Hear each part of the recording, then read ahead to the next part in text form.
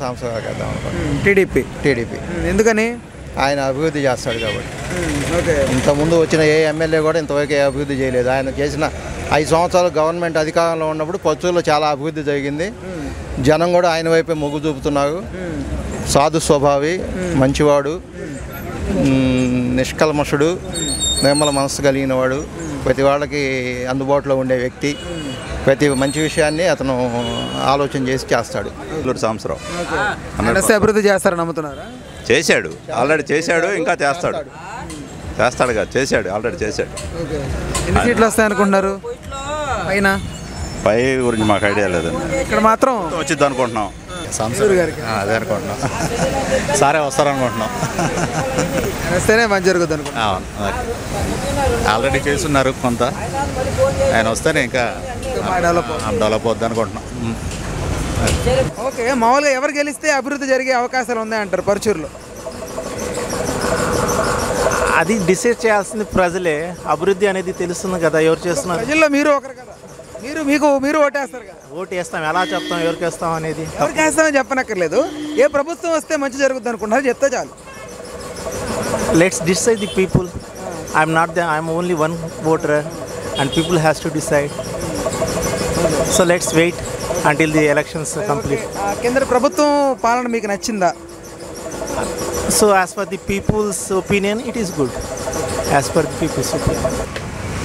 గత టీడీపీ గవర్నమెంట్లో ఏలూరు సాంబశివరావు కేసు గెలిపించాం.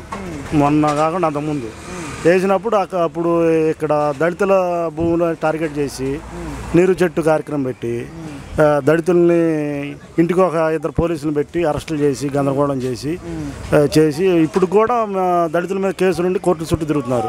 అప్పుడు టీడీపీ గవర్నమెంట్లో పెట్టిన కేసులు. దళితులకి సెంటు కుంట భూమి ఉంటే ఆ భూములతోమి చెరువులతోమి వాటికి అడ్డపడ్డ వాళ్ళందరూ అరెస్టులు చేసి గందరగోళం చేశారు. మళ్ళీ మొన్న దగ్గుబాటి వెంకటేశ్వరరావు గారికి వేసాము. అయినా కానీ వైఎస్ఆర్సీపీ గవర్నమెంట్ వచ్చింది కాబట్టి దళితుల జోలికి ఎలాంటి ఇబ్బంది జరగల. మళ్ళీ ఇప్పుడు ఎడం బాలాజీ గారును ఏలూరు సాంబశివరావు గారు వేస్తున్నారు. ఈసారి ఏలూరు సాంబశివరావు గారికి అయితే దళితులు ఓట్లు వేయకూడదని అనుకుంటున్నారు. మేమైతే వేయం ఓట్లు. ఎందుకంటే మళ్ళీ ఆయన గెలిచి మళ్ళీ మా భూముల జోలికి వచ్చి మమ్మల్ని గందరగోళం చేస్తే మళ్ళీ మేము ఇబ్బంది పడతాం.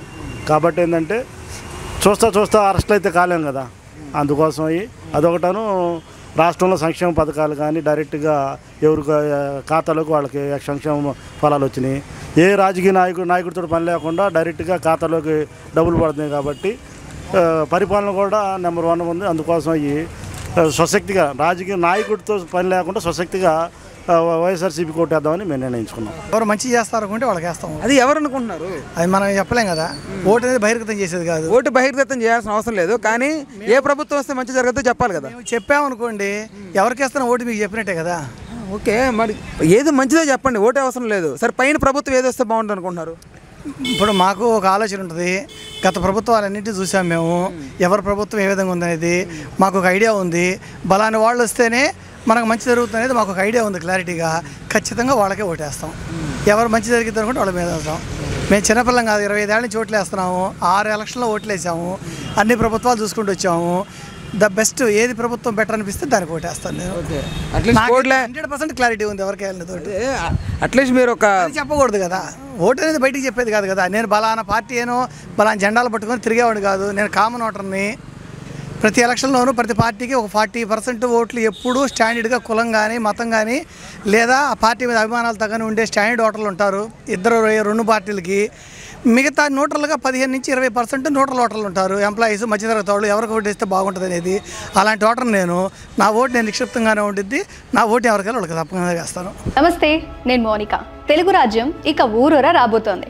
దినదిన ప్రవర్ధమానమవుతున్న తెలుగు రాజ్యం ఛానల్కు 2 తెలుగు రాష్ట్రాల్లోని 42 లోక్సభ నియోజకవర్గాల నుంచి న్యూస్ కాంట్రిబ్యూటర్స్గా వ్యవహరించడానికి యువతను ఆహ్వానిస్తోంది.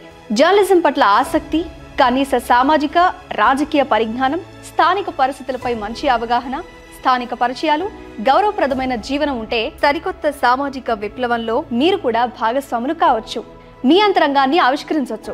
ప్రతి లోక్సభ నియోజకవర్గ పరిధిలో 2కి అవకాశం ఉంటుంది. 30 నుంచి 35 ఏళ్ల మధ్య వయస్కులై జర్నలిజం పట్ల అభిరుచి, ఆసక్తి కలిగిన యువతి యువకులు తమ వివరాలు, జీవన విధానం, ఆసక్తి గల ప్రాంతం పాస్పోర్ట్ ఫోటోతో కలిపి ఈ దిగువన నంబర్కు వాట్సాప్ చేయొచ్చు. నంబర్ 8125150555.